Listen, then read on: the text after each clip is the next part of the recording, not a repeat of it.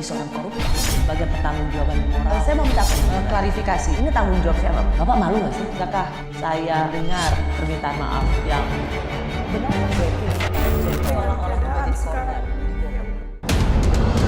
tentang penetapan Megawati Soekarno Putri sebagai Presiden Republik Indonesia. Jangan takut kepada intimidasi, jangan takut kepada kekuasaan, karena kekuasaan itu tidak langgeng.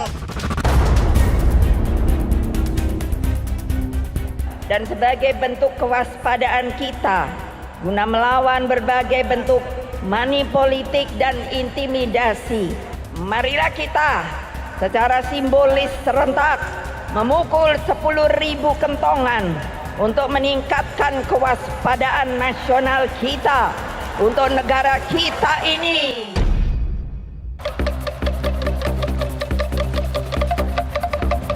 Pemilu biarin gembira gitu masuk, terus siapa yang dipilih. Kalau ibu sih memilihnya yang ganteng, yang pintar, yang simpatik, yang ibu pilih, terus pada pinter. Jangan yang namanya terus kesengsem. Lihat pengalamannya, lihat pengalaman politiknya. Jadi dibandingkan debat pada nonton ya. Coba pikir, ya kalau ibu terang milihnya Pak Ganjar sama Pak Mahfud, mau ikut siapa yuk?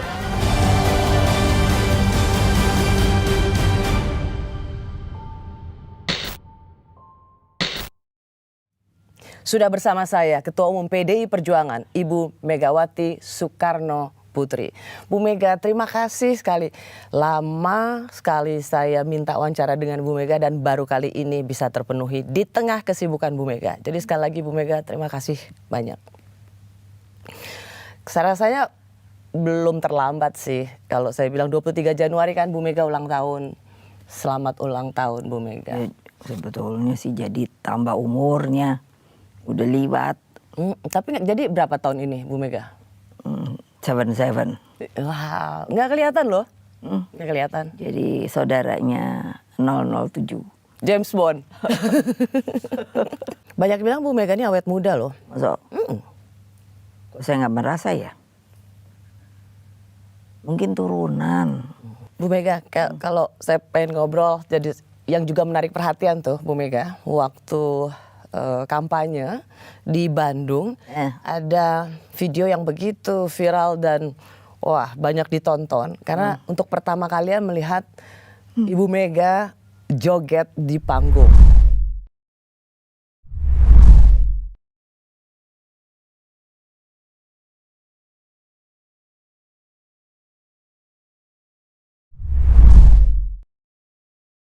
Iya. Bukan penari kaleng-kaleng kayaknya. Bu, kalau ngeliat di panggung kemarin, tapi sebenarnya ceritanya gimana tuh? Berani banget Kakak Sleng ngajak Bu Mega nari. Lah ya mana saya tahu, orang saya ya kaget. Tadinya saya pikir mau ke Mbak Atikoh. Saya udah mikirnya oh pasti Atikoh lah. Kok tau-tau ke saya gitu. Ibu emang tahu lagu-lagu Sleng? Enggak. Makanya waktu saya ditanya itu judulnya apa? Apa tuh sakit hati ya? Iya. Itu judulnya Orkes Sakit Hati. Oh. Kau ingkari janji gitu. Oh gitu ya. Bagus juga ya. Artinya ada juga tuh yang bener ya. Iyalah. Jadi sudah kuberikan kebebasan, tapi ternyata kau ingkari janji. Iya dong. Pas banget ya? Iyalah. Padahal ibu nggak janjian tuh. Ngapain pakai apa tuh namanya kayak dirancang-rancang gitu. Enggak.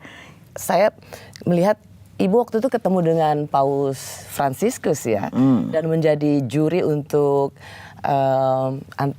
ini Foundation Zayed Award. Zayed Award antara Paus Fransiskus dengan Imam Besar Al-Azhar. Betul. Dan ketemu Paus waktu itu kalau boleh dapat Ibu spill bocorannya, Ibu ngobrolin apa Bu?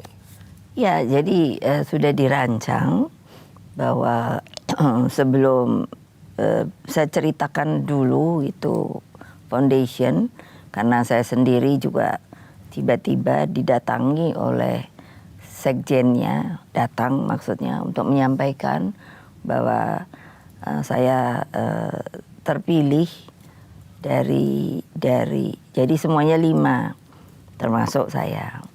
Nah tapi yang 4 ini orang Barat ya, dan beragama ini ada yang Kristen, ada kardinal, tapi ada rabai juga ya, Yahudi jadinya. Lalu kenapa saya yang dipilih? Saya sebenarnya dipilih oleh ini imam besar Masjid Al-Azhar, Profesor Sayyad ya. Nah, saya sendiri tentu bertanya, tidak mau, buat saya tidak mau asal terima. Rupanya saya ternominasikan karena melihat perjuangan saya itu rupanya lama juga diikuti, bahwa saya seorang perempuan yang konsisten memperjuangkan perdamaian dunia dan juga memperjuangkan hak-hak perempuan. Oleh sebab itu saya lalu dijadikan dan diterima, artinya antara paus dan Imam Besar Al-Azhar. Imam Besar. Nah itu sehingga saya merasa mendapatkan kehormatan yang luar biasa. Apalagi saya satu-satunya kan dari Asia. Sudah itu Islam, perempuan lagi, begitu. Nah tapi waktu ketika ada 3 harian itu ketika kami dikumpulkan di Rome untuk apa? Untuk mulai melihat. Itu ternyata banyak sekali yang Dinominasi. Ya, 140-an dari begitu banyak negara. Saya dapat informasi dari dalam Bu Mega, sebagai seorang juri yang bukan hanya, tapi menilai tinggal finalnya aja. Bu Mega tuh sebenarnya bisa menilai di babak akhir. Tapi saya mendengar dari panitia Al-Zayed, penghargaan Al-Zayed atau Al-Zayed Award ini, Bu Mega betul-betul stay dari pagi sampai selesai untuk ngeliatin nominasi-nominasinya. Betul. Jadi padahal Bu Mega udah dibilang nggak apa-apa, istirahat aja di kamar. Oh enggak, karena saya betul-betul karena merasa sebuah kehormatan, tapi juga karena itu kan begini permulaannya, kami dibagi dari 140 itu tidak ini oleh kesekjenan dibagi dapat 15 dan kalau ada kelebihannya itu nanti diberikan sama yang lain yang tidak dipilih-pilih. Jadi kayak random saja begitu. Nah lalu tentunya tapi kami boleh melihat juga yang lain, tapi kami ada untuk supaya saling cross check dan juga untuk mengerucutkan gitu. Akhirnya Bu Mega sebagai juri kan penerima Al-Zayed Awards ini itu adalah organisasi Muslim Indonesia, NU dan Muhammadiyah. Bu Mega juga ikut mendorong karena ini menjadi organisasi pertama se-Asia yang bisa mendapatkan penghargaan bergengsi ini. Bu Mega juga ikut mendorong 2 organisasi ini. Justru yang mengusulkan yang menurut saya malah saya jadi tertawa itu Bapak Ramos Horta. Kalau untuk Nahdlatul Ulama dan Muhammadiyah, saya mengatakan bahwa mereka itu betul-betul berdiri juga ketika kami berjuang untuk memerdekakan Indonesia dengan hal-hal tentunya yang platformnya berbeda-beda, tetapi tujuannya adalah pasti Indonesia merdeka dan untuk menyejahterakan rakyat sampai hari ini. Di bagian berikutnya nanti Bu, saya mau nanya, kan Cawapres dari PD Perjuangan dan koalisi partai lain sudah mengundurkan diri dari kabinet. Pertanyaannya adalah kapan menteri-menteri dari PDI Perjuangan juga mundur dari kabinet? Saya menghadap presiden dan minta mundur itu karena etika saya. Tidak terkait dengan etika menteri-menteri lain. Karena etika saya dulu diangkat dengan hormat, harus pamit juga dengan hormat. Agar tidak tinggal gelanggang, colong pelayu. Saya sudah bersama Ketua Umum PDI Perjuangan dan juga sekaligus Presiden kelima Republik Indonesia. Ibu Megawati, calon wakil presiden yang diusung oleh PD Perjuangan dan partai koalisi lainnya mengundurkan diri. Mengapa Ibu akhirnya melihat bahwa ini adalah sebuah langkah yang terbaik, Bu? Ya, karena kan seperti tadi yang Rosi katakan, saya pernah presiden, saya pernah wapres, saya pernah DPR 3 kali. Saya mengajarkan juga pada anak-anak saya moral dan etika. Jadi banyak orang salah melihat saya. Ya saya sih diem aja, dibully ya biarin aja. Loh ya, karena bukan apa. Mereka tidak mengetahui sebenarnya. Jadi kata kuncinya moral dan etika ya Bu Mega? Loh ya dong, karena apa? Yang saya bilang semangat itu kan moral. Emang politik masih perlu mempertimbangkan moral dan etika? Loh iya dong, bagaimana kalau tidak ada itu? Jadi secara etik karena Pak Mahfud itu juga calon wakil presiden gitu ya Bu ya, jadi mundur. Nah banyak pertanyaan kenapa menteri-menteri dari PD Perjuangan nggak juga mundur aja Bu dari kabinet? Bagi saya itu adalah etika berpolitik. Apa?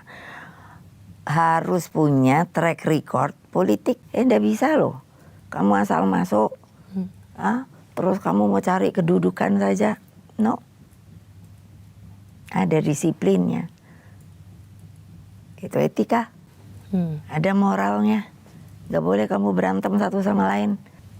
Pemilu itu kan akan selesai adalah ketika presiden baru akan dilantik.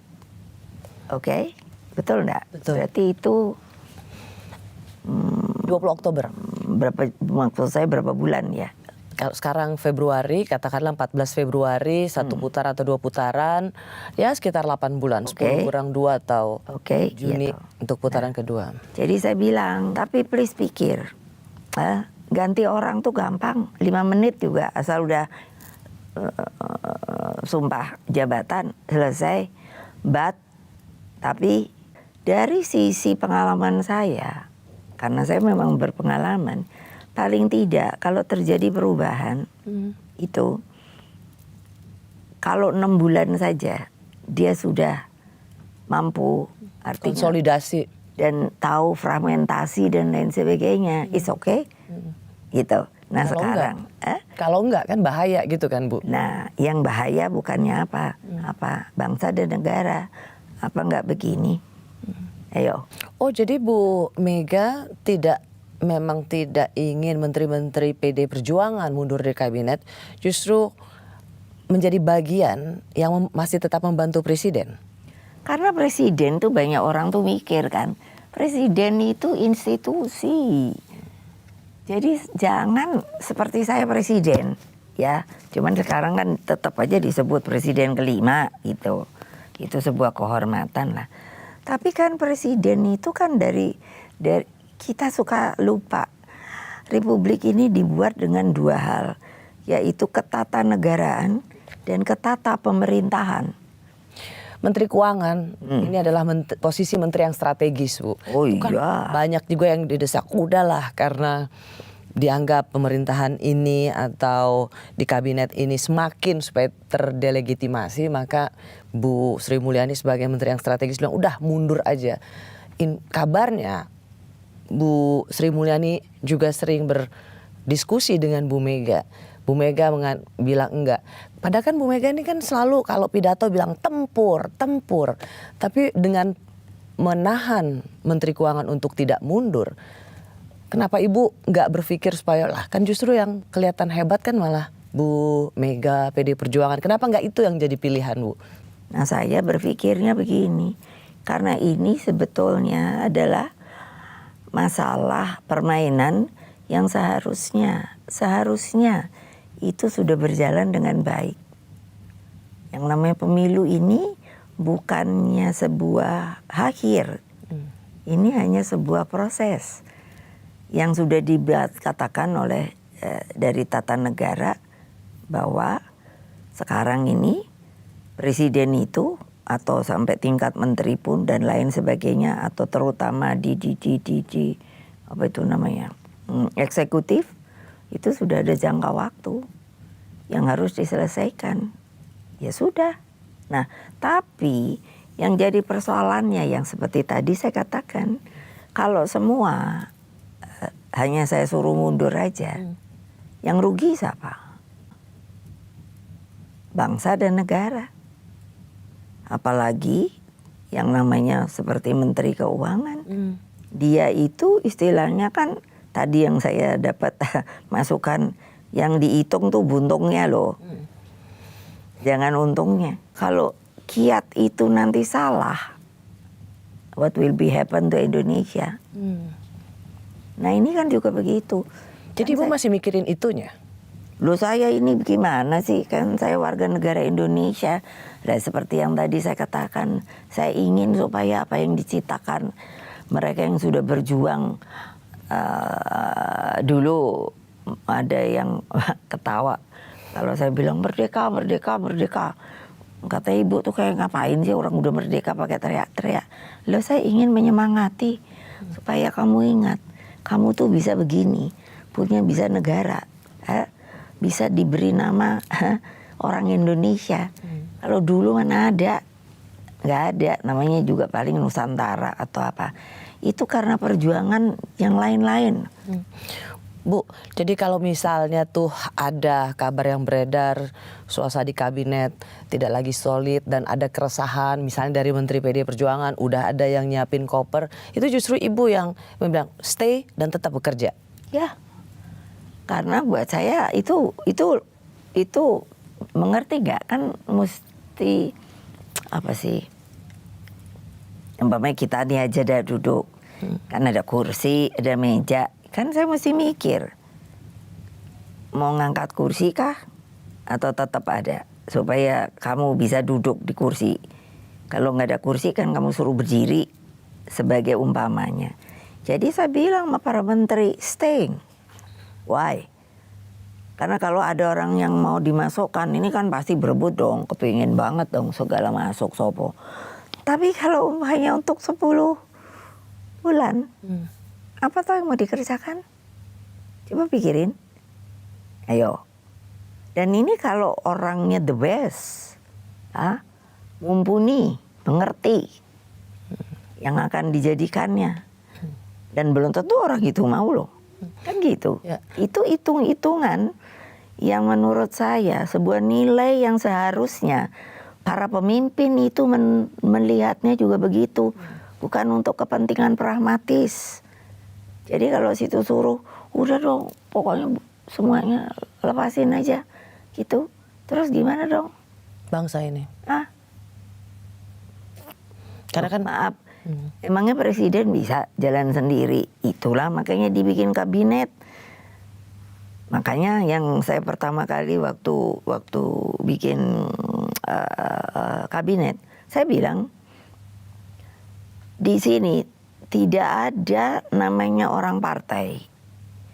Yang ada adalah presiden, wakil presiden, dan para pembantunya. Jadi kebayang nggak? Berarti kan saya perlu pembantu. Itu loh. Jadi kalau misalnya Bu, ada yang bilang, wah ini kalau Menteri PDIP mundur, lalu kemudian Menteri Keuangan juga diisukan sudah resah dan tidak nyaman, mundur. Dan kemudian terulang lagi seperti Pak Harto waktu itu Bu, awal reformasi ketika para menteri mundur. Dan itu kemudian dianggap bagus, mempercepat. Justru Bu Mega sangat tidak setuju ya dengan anjuran-anjuran seperti ini.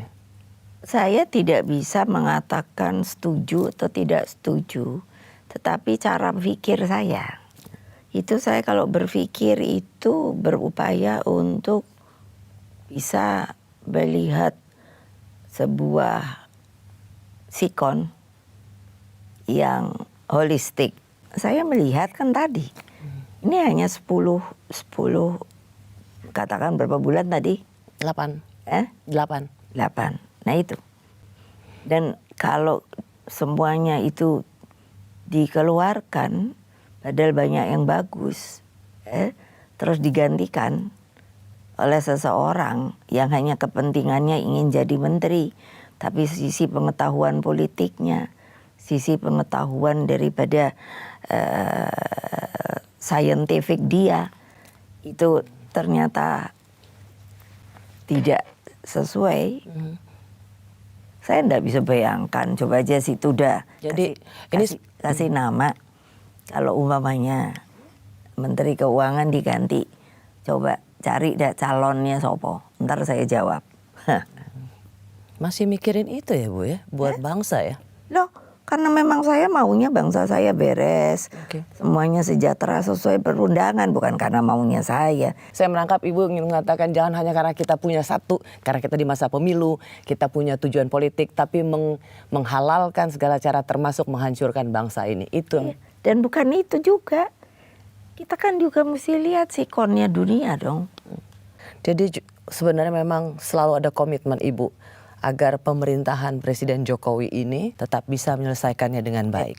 Ya seharusnya, makanya kan saya sudah mengatakan sekarang ini banyak orang merasa bahwa mau-maunya sendiri. Lah perundangan kita itu dengan susah payah dibuat, ya, dan intinya dari semua perundangan itu kan yang namanya konstitusi kita, Undang-Undang Dasar 1945. Semua juga diajarin gitu. Baru nanti turunannya perundangan ini, perundangan itu, begitu toh. Lah ya, lah kok sekarang kayak mau bikin perundangan sendiri, entah apa gitu loh. Nah, ya dong. Ya. Jadi juga tolong bahwa kalau saya selalu kayaknya dibilang Ibu Mega kok suka marah, enggak. Saya orangnya lembut kok. Sama binatang, sama tanaman dia saya sayang. Loh, tapi kalau enggak dibegitukan kayak tidak ada apa ya? Tidak ada yang mengetok. Hah? Kamu tuh orang Indonesia punya perundangan loh. Kita harus pikirkan ke depan Indonesia ini maunya jadi apa. Tentu yang paling baik yang saya inginkan. Jadi istana itu jangan dilihat gemerlapnya. Saya rasakan di situ juga ada sisi gelapnya. Saya masih bersama Presiden kelima Republik Indonesia sekaligus Ketua Umum PD Perjuangan, Ibu Megawati Soekarno Putri. Ibu, waktu Ibu akhirnya memutuskan Pak Ganjar Pranowo sebagai calon presiden dari PD Perjuangan, waktu itu saya ingat 21 April kalau pas hari Kartini, nasihat yang diberikan atau waktu itu Ibu memberikan masukan pada Pak Ganjar itu adalah jangan hanya melihat istana itu dari gemerlapnya saja, tapi juga dari gelapnya. Sebenarnya ini metafor pesan yang ingin menggambarkan apa, Bu Mega? Ya, karena saya kan mengalami tinggal di istana. Jadi bukan karena sombong, semuanya lahir di istana. Jadi nggak pernah di rumah sakit. Nah, jadi itulah kehidupan kami. Nah, waktu itu kan saya jadi melihat bahwa apa? Oh, kekuasaan itu ternyata sangat membius. Nah, kata-kata itu saya sebagai umpamakan, karena ya memang karena istana itu dulu bikinannya Belanda ya. Jadi saya tidak tahu mengapa begitu arsitekturnya. Tapi itu kan tinggi ya.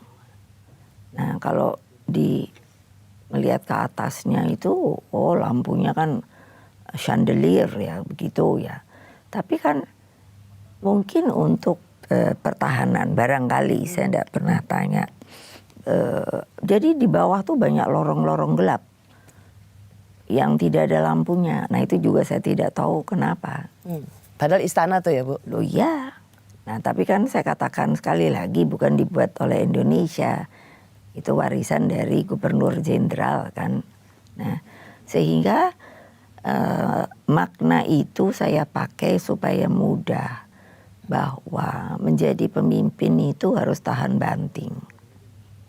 Karena apa? Banyak juga orang itu yang ingin dekat itu sebenarnya niatnya tidak baik. Jadi nasihat yang selalu Ibu katakan itu bahwa jangan hanya melihat istana dari sisi gemerlapnya saja tapi juga sisi gelapnya. Karena sesungguhnya secara fisik Ibu masa kecil tinggal di istana itu melihat betul ada kawasan istana yang gelap. Dan itu juga menjadi satu metafor bahwa hidup di istana yang katanya gemerlap, mewah, di pucuk kekuasaan, tapi sesungguhnya juga menyimpan cerita-cerita gelap. Ya, jangan berpikir kalau ada orang yang wah maunya deket terus ya. Saya ngalami itu. Wah, ketika ayah saya dijadikan presiden seumur hidup, saya bilang sama bapak saya, itu istana kok kayak jadi pasar malam ya. Banyak orang ingin ketemu, bukan berarti tidak boleh ketemu. Tetapi maksud saya, apakah benar orang yang akan bertemu ini mempunyai hal-hal yang baik yang memang memberikan akan masukan yang baik. Nah, ternyata setelah Bung Karno itu dijatuhkan, lenyap itu orang, entah kemana. Nah, jadi apa maksud dari stressing omongan saya?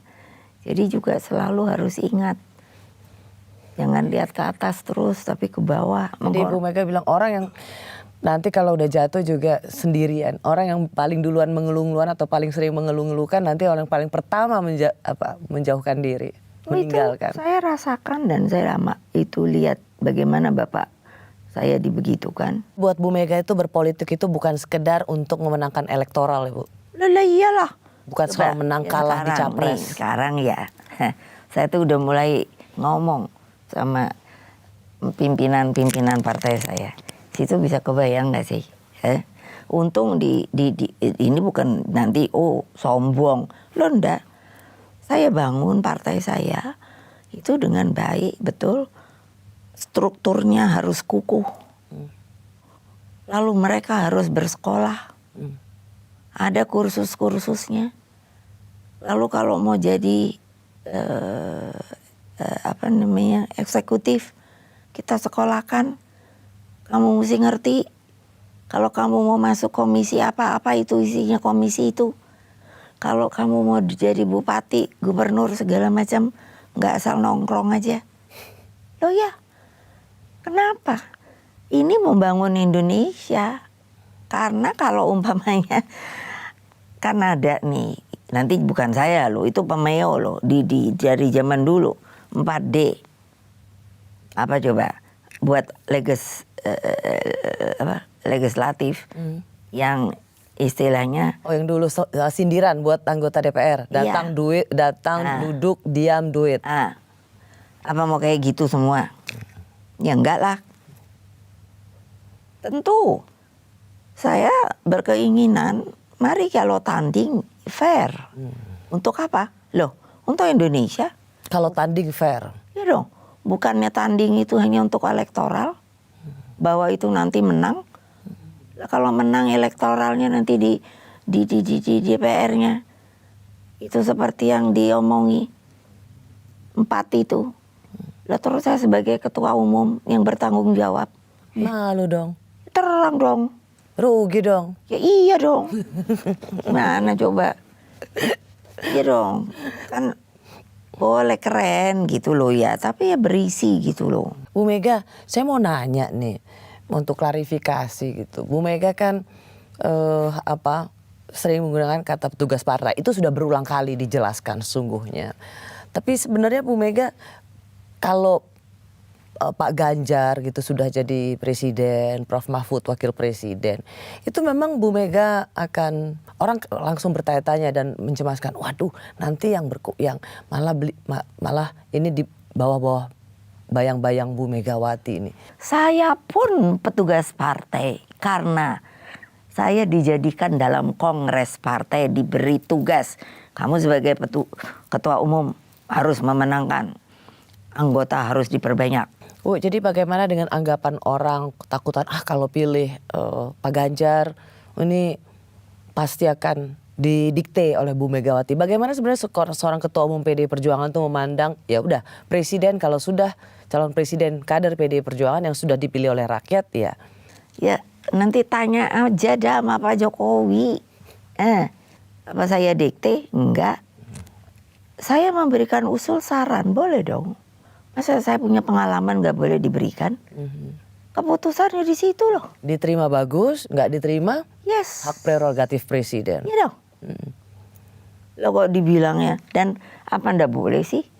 Kalau saya memang umpamanya, saya tahu itu membahayakan, saya akan bilang, don't, ndak boleh. Jangan, Ayo. itu berbahaya. Nah, Jadi itu sebenarnya memang sudah komitmen Bu Mega ya. Jadi kader terbaiknya atau yang sering disebut dengan petugas partai, ya sudah jadi presiden, Bu Mega nggak akan cawe-cawe. begini loh, pengertian cawe-cawe itu sebetulnya apa toh? Kan begitu, ya. Ndak usah yang namanya presiden atau wakil presiden. Ya iya kalau saya umpamanya ketemu, ya umpamanya saya bilang, itu persoalan Natuna umpamanya, itu gimana sih? Itu apa nggak boleh ya? Terus suruh ngapain? Diem. Karena gini, waktu di Raker berapa toh, itu tagline kami itu sudah jelas, fakir miskin harus diurus oleh negara. Nah, oke. Terus nanti saya tidak boleh ngomong kalau insya Allah Pak Ganjar jadi. Gimana nih caranya? Ya. Dengan konsekuen kita jalankan hal ini. Justru Ibu itu ingin mengingatkan Pak Ganjar kalau sudah jadi presiden, ingat ada komitmen kita, iya. PDI Perjuangan tentang Dan janji itu kampanye. bukan kita, itu undang-undang dasar loh yang mengatakan begitu. Nah pertanyaannya, terus saya nggak boleh ngomong bantuin gini. Terus dari mana ya kira-kira nanti untuk ininya, sisi ekonominya? Memberikan masukan, memberikan pandangan. Selebihnya presiden itu sendiri yang memutuskan. Iya dong. Ya. Loh saya ini orang tahu aturan loh. Dari itulah maka hidup saya mungkin bisa bisa sampai hari ini gitu loh. Apa mau begitu kita seperti uji coba terus menerus gak habis-habisnya? Lah kalau sudah 2 kali ya maaf ya 2 kali. Memang kuasa tuh enak kok.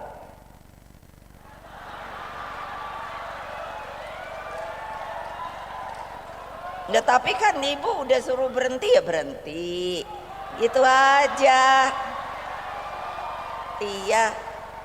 Ya jangan kalau ada yang bilang itu apa yo? Lupa daratan. Saya masih bersama Ketua Umum PDI Perjuangan, Ibu Megawati Soekarno Putri.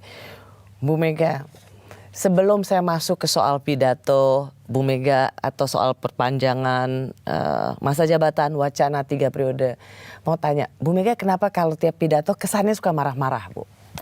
Saya sebetulnya tidak marah. Iya, kalau mau tahu marah saya, ya nggak kayak gitu. Betul. Tapi saya ingin menekankan bahwa, karena saya sudah tadi mengatakan,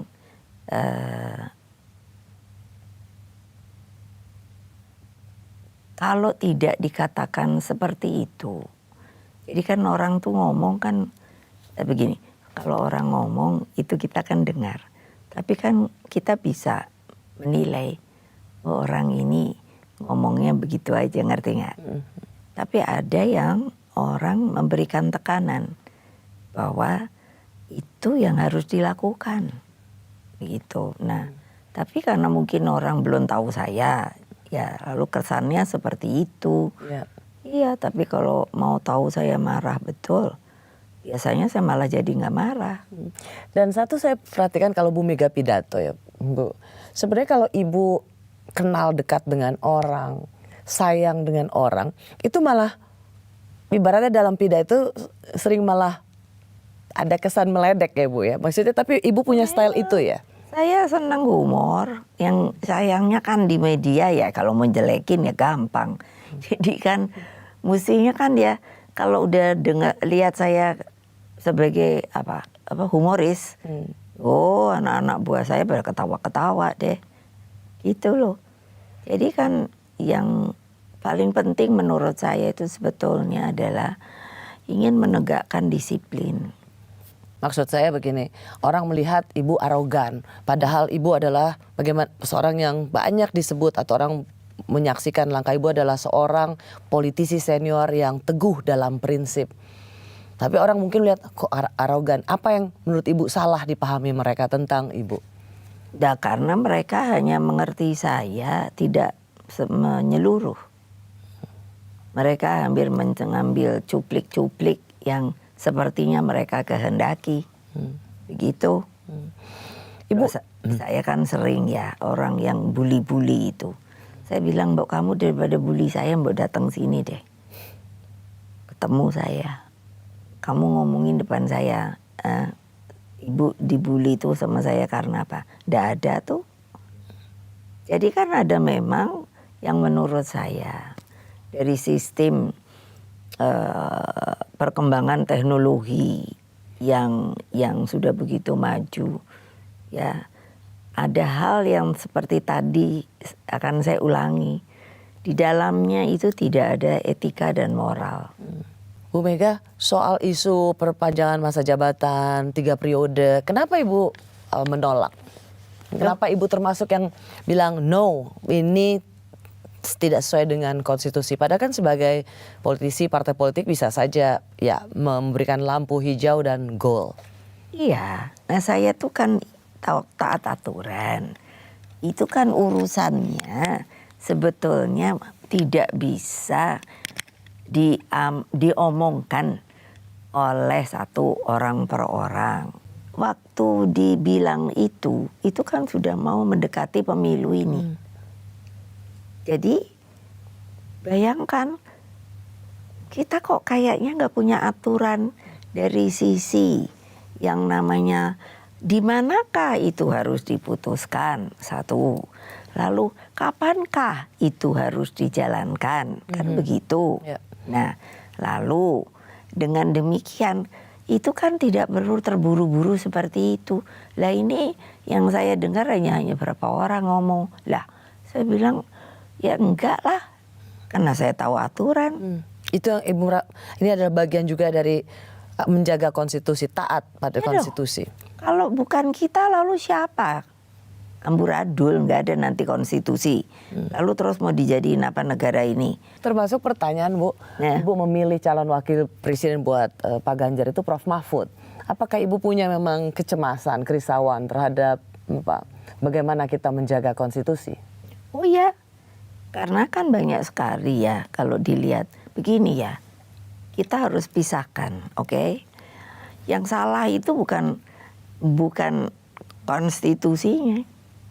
Lalu setelah itu di bawah konstitusi kita banyak sekali perundangan. Tapi yang menjalankan. Yang saya balik lagi dari kita mulai ngomong, etika dan moral. Lalu kapan kita mau taat aturan yang dibuat oleh pemerintah, yang dibuat oleh Negara Kesatuan Republik Indonesia ini? Apa nggak amburadul ya? Kapan-kapan? Nah, saya sih maunya begini, ya udah aja. Sini mau begini aja. Kan banyak negara kalau kita lihat, karena tidak konsekuen menjalankan peraturan negaranya loh, yang harus ditaati oleh bangsanya loh, bukan orang per orang. Yang saya ingin betul tuh, please pilih pemimpin itu yang betul-betul akan mengayomi kalian, yang akan memberikan arah jalan kemana ke depan.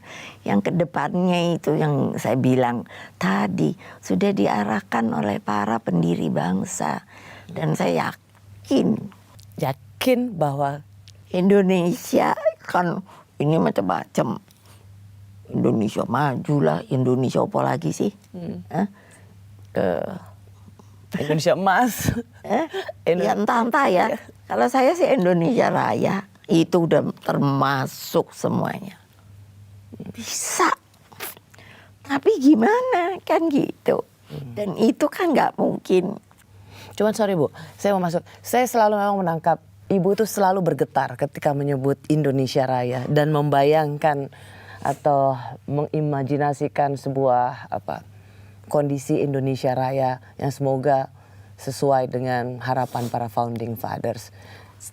Situ udah pernah denger nggak? Itu aku cari-cari, akhirnya dapat.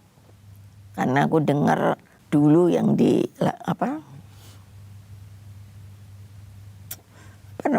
dibikin oleh si Pak Wage Rudolf Supratman.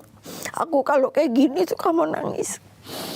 Karena pikiranku gini, sedang dalam masa penjajahan kok berani. Dan itu indah banget. Itu 3 stansa. Aduh, aku pikir this is Indonesia. This is Indonesia Raya. Kalau sekarang kan cuma 1. Saya sampai mikir, kenapa dulu gak dinyanyikan seperti itu ya? Tapi saya mengerti, karena kalau umpamanya mau ngerek, itu kepanjangan. Gitu. Tapi kalau sekarang PDI Perjuangan, kalau ada acara, saya suruh nyanyikan 3 stansa.